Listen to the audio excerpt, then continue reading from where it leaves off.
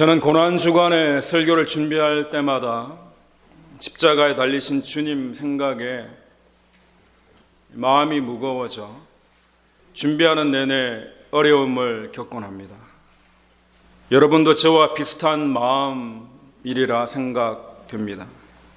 이 시간 십자가의 보혈의 은혜가 저와 여러분 가운데 함께 하시기를 축원합니다. 저는 이번에 하나님 은혜 가운데 예수님이 십자가를 지시고 골고다 언덕에 오르신 그 길을 직접 가보게 되었습니다. 이 길을 비아 돌로로사라고 합니다. 비아는 길을 뜻하고 돌로로사는 슬픔과 고통을 의미합니다. 그래서 고난의 길을 비아 돌로로사라고 합니다. 고난의 길로 불리는 이 길은 본디오 빌라도의 법정에서 시작해서 골고다의 언덕에까지 14군데의 의미 있는 지점을 만들어 놓았습니다. 이 길은 복음서에 근거한 역사적인 길이라기보다는 순례자들이 만든 신앙적인 길이라 할 수 있을 것입니다. 14세기 프란치스코 수도사들에 의해 정해진 것이고 오늘날 순례자들이 걷는 그 길은 18세기에 확정이 되었습니다. 예수님이 신문을 받으셨던 빌라도 총독의 저택에서 골고다 언덕에 이르는 길까지는 800m 정도밖에 되지 않습니다. 직선 거리로는 350m 정도입니다. 저는 이곳에 가기 며칠 전부터 가슴이 두근거리고 가라앉지 않았습니다. 어릴 적부터 상상만 하던 곳을 처음으로 가게 되었기 때문입니다. 그곳에서 예수님의 숨결을 느끼고 싶었습니다. 예루살렘 성 안으로 들어가는 문들이 몇 개가 있는데 저는 다마스커스 게이트 인근에 있는 호텔에 혼자 묵게 되었습니다. 낮 시간을 이용해서 가면 온통 시장통이어서 새벽과 밤 시간을 이용해 조용한 시간에 혼자 묵상하며 그 길을 걸어보고 싶었기 때문입니다. 처음 도착한 첫날 저녁에 약간은 두근거리는 마음으로 성 안으로 들어가려고 하는데 돌로 된 그 길 앞에 서 있는데 갑자기 제 마음에 환청 같은 소리가 들렸습니다. 수많은 발자국 소리들과 함성 같은 것들이 제 귀에 들리는 것입니다.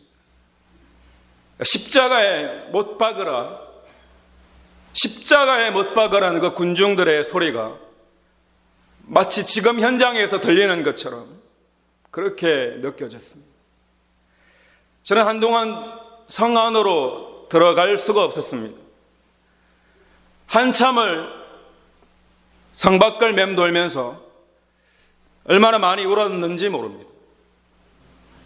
여러분 마가복음 15장에 보시면 빌라도가 또 대답하여 이르되 그러면 너희가 유대인의 왕이라 하는 일을 내가 어떻게 하랴? 그들이 다시 소리 지르되 그를 십자가에 못 박게 하소서. 어찌미냐? 무슨 악한 일을 하였느냐 하니 더욱 소리 지르되 십자가에 못 박게 하소서 하는지라. 빌라도가 무리에게 만족을 주고자 하여 바라바는 놓아주고 예수는 채찍질하고 십자가에 못 박히게 넘겨주니라. 사랑하는 성도 여러분, 예수 그리스도를, 예수님을 십자가에 못 박은 자들은 다른 사람이 아니라 바로 우리라는 것을 깨달아야 합니다. 왜냐하면 예수님은 저와 여러분의 죄를 사하시기 위해 십자가에 달려 돌아가셨기 때문입니다. 누군가가 나는 예수님을 십자가에 못 박지 않았어, 나는 그런 적이 없어라고 한다면 자신은 죄가 없다고 하는 어리석은 사람입니다. 예수님은 2000년 전에 온 인류의 죄를 대신해서 십자가에 달리셨고, 그 십자가에 못 박으라고 한 자들이 바로 저와 여러분입니다. 지금 이 시간 그 은혜가 깨달아지기를 주님의 이름으로 간절히 축원합니다. 저와 여러분의 죄를 사하시기 위해 십자가에 달리신 것입니다. 예수님은 새벽에 빌라도 총독의 관청에 넘겨주셨습니다. 새벽에 넘겨주시기 전에 대제사장의 집에서 밤이 새도록 불법으로 재판을 받으셨고, 이때 대제사장들과 장로들과 율법학자들이 다 모여서는 예수님을 죽이고자 온갖 시도를 다 했습니다. 그때의 상황을 마태복음은 다음과 같이 기록하고 있습니다. 어떤 사람들은 예수님께 침을 뱉기 시작했습니다. 또 예수님의 눈을 가리고 주먹으로 때리면서 말했습니다. 예언자처럼 누가 너를 때리는지 맞춰보아라. 하인들도 예수님을 끌고 가서 때렸습니다. 로마 법정 앞에 가기 전에 이미 예수님은 수없이 많은 고난을 겪으셨습니다. 예수님은 밤이 새도록 시달리다가는 새벽에 빌라도 총독 앞에 서시게 된 것입니다. 육신은 지칠 대로 지친 상태였습니다. 십자가를 제대로 지실 힘조차 없어졌던 거예요. 오늘 본문에 보시면 예수님이 도대체 어떤 참담한 일을 겪으셨는지 우리는 짐작할 수밖에 없습니다. 그의 옷을 벗기고 홍포를 입히며 가시관을 엮어 그 머리에 씌우고 갈대를 그 오른손에 들리고 그 앞에서 무릎을 꿇고 희롱하여 이르되 유대인의 왕이여 평안할지어다 하며 그에게 침뱉고 갈대를 빼앗아 그의 머리를 치더라. 희롱을 다한 후 홍포를 벗기고 도로 그의 옷을 입혀 십자가에 못 박으려고 끌고 나가니라. 나가다가 시몬이란 구레네 사람을 만나매 그에게 예수의 십자가를 억지로 지워가게 하였더라. 여기서 우리가 기억해야 할 것은 이런 상황 가운데에도 성경에 보면 예수님은 단 한마디도 대답하지 않으셨다고 기록되어져 있습니다. 예수님께서 일체의 조롱과 멸시를 묵묵히 참고 견디셨던 것입니다. 하나님이신 그분이 죄악된 인간의 온갖 조롱과 멸시를 다 참아내신 것입니다. 누구를 위한 참으심입니까? 도대체 누구 때문에 참으신 것입니까? 저와 여러분을 위하여 주님께서는 참으신 것입니다. 이 사실을 정말 알고 있다면, 이 사실을 정말 안다면 저와 여러분은 그분을 사랑하지 않을 수 없는 것입니다. 만약 그때 그 조롱과 멸시를 참지 않으셨다면 저와 여러분에게 구원은 없는 것입니다.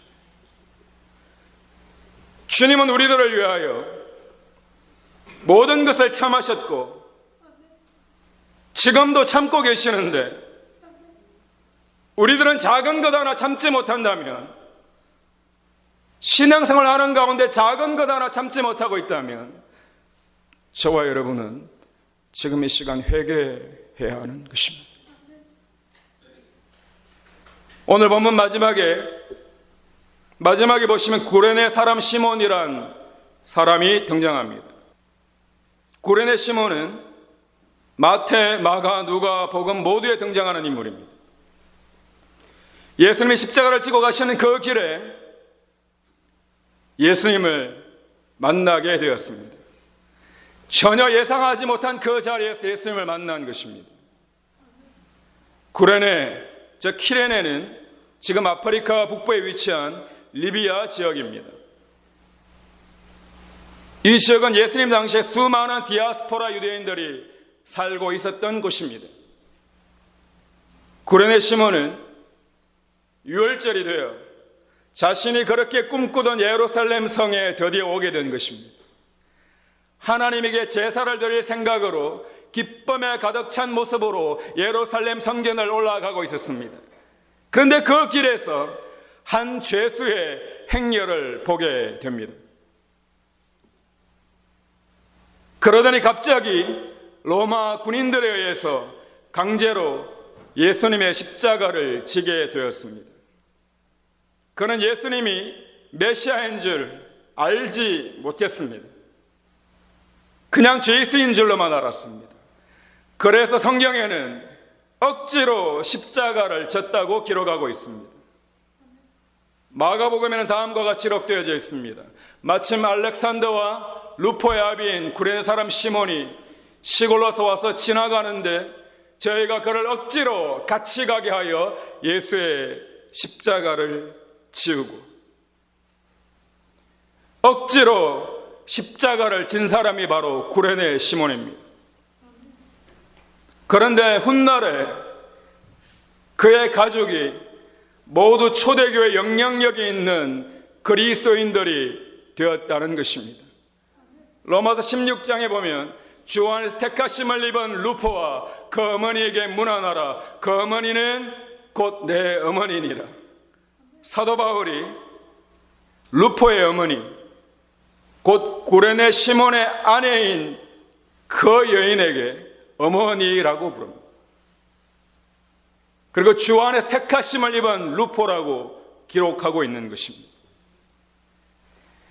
그냥 십자가를 억지로 졌다고 생각했는데 한편으로는 재수가 없어서 걸려들었다고 생각했을지도 모르는데, 그런데 십자가를 진 그를 주님께서는 내버려 두시지 않으셨다는 것입니다.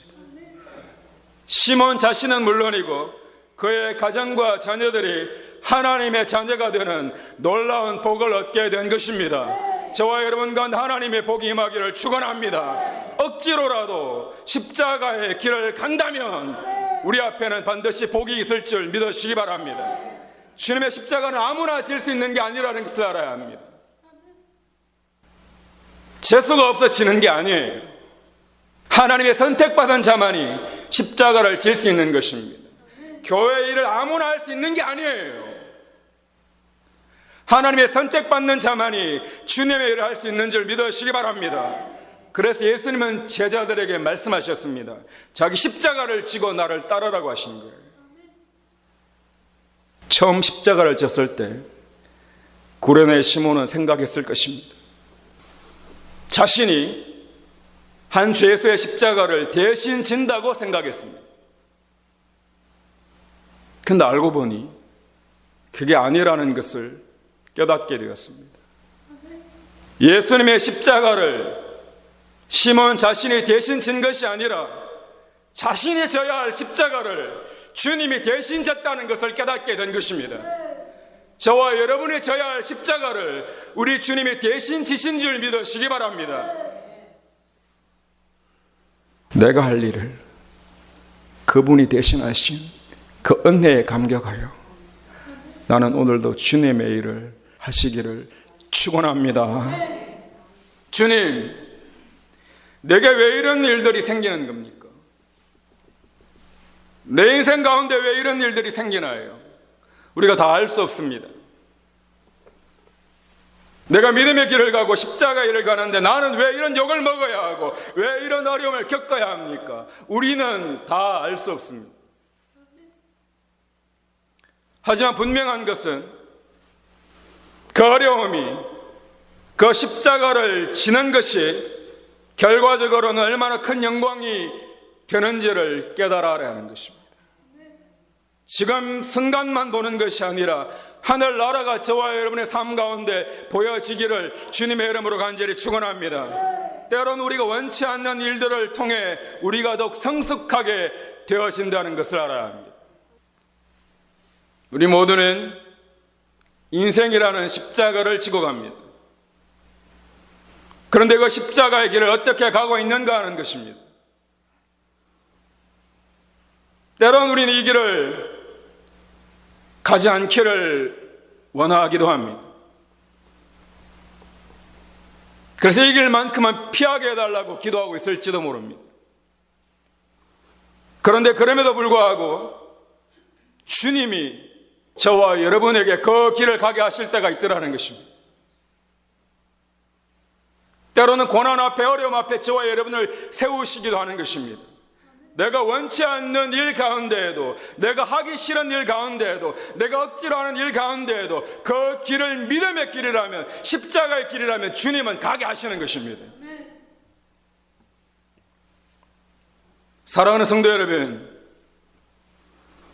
구레네에만 시몬이 있었던 것이 아니라는 것을 기억해야 합니다. 갈릴리 벳세다에도 시몬이 있었습니다.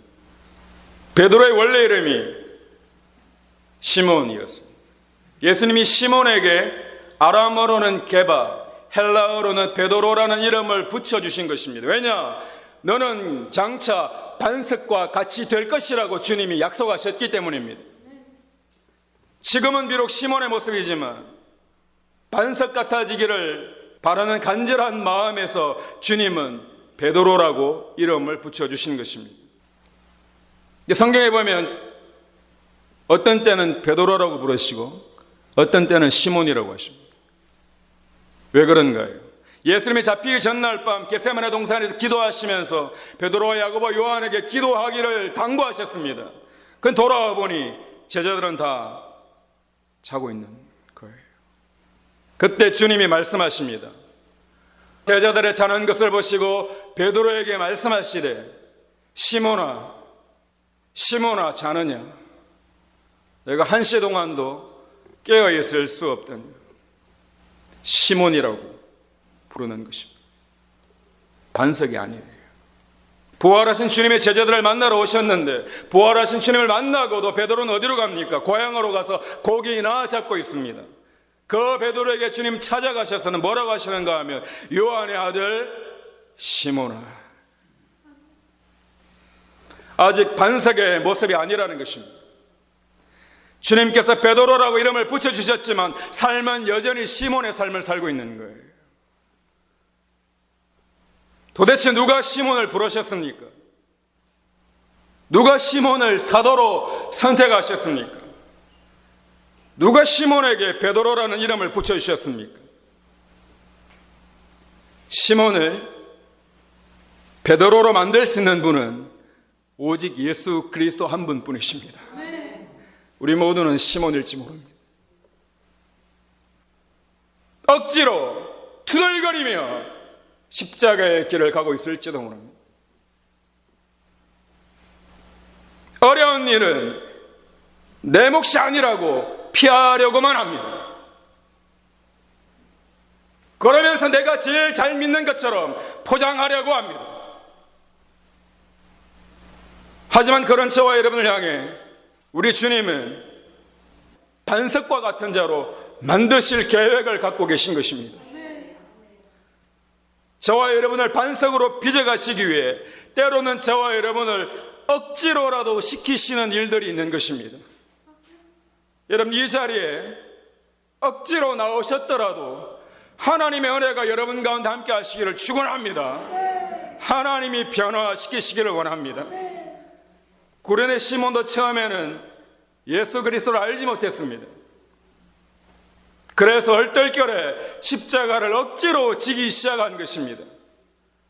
하지만 결국에는 주님께서 그의 삶을 변화시키시더라는 것입니다. 결국에는 반석과 같은 믿음의 소유자가 되더라는 것입니다.